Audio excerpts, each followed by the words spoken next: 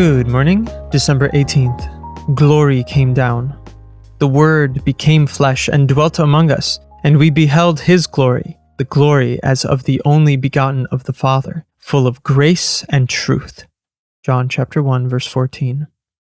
Once Adam and Eve had broken the heart of God with their fall into sin, God knew that there would be a need to atone for their sins. Jesus' birth accomplished that. For by sending Jesus to the world, He placed the Word, the divine Son of God, in the form of a man, so that He could bring our salvation.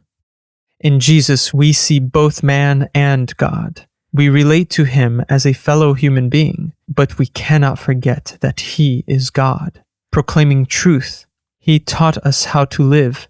Radiating grace, He showed us what it means to forgive. And as the only begotten of the Father, the unique Son of God, He came into our midst to show us that God planned for us to be with Him forever. There is probably no better time than the Christmas season to envision the glory of God. Every pageant, each nativity scene, and all the twinkling lights and our attempts to capture the glory. But ultimately, we must remember that Christmas represents God's gracious plan of redemption.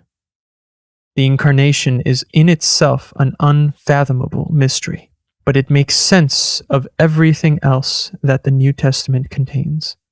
J.I. Packer.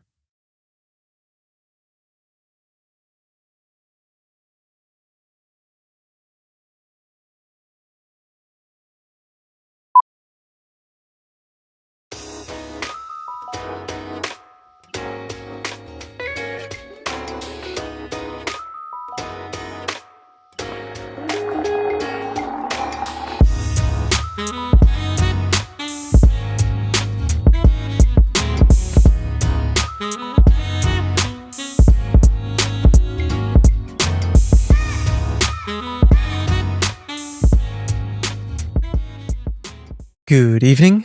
The secret of a festive life. Be joyful always. Pray continually. Give thanks in all circumstances, for this is God's will for you in Christ Jesus. 1 Thessalonians chapter 5, verses 16 through 18. In every life, something special and divine is hidden. If Christ abides in you through faith, you develop a keener appreciation of the beauty and depth that are hidden in the lives of your fellow men and in the world around you. If you live in the Spirit of Jesus Christ, you will develop a greater appreciation of life, and the greater your appreciation, the more life will reveal its hidden treasures to you. The example of the 10 lepers, of whom only one came back to thank Jesus, shows us that Jesus appreciates gratitude. The scriptures resound with a triumphant note of gratitude as people expressed their appreciation to God for all His blessings. God is our Father, and we love Him for His own sake and not for His blessings. He is infinitely patient, and His dealings with us are so merciful.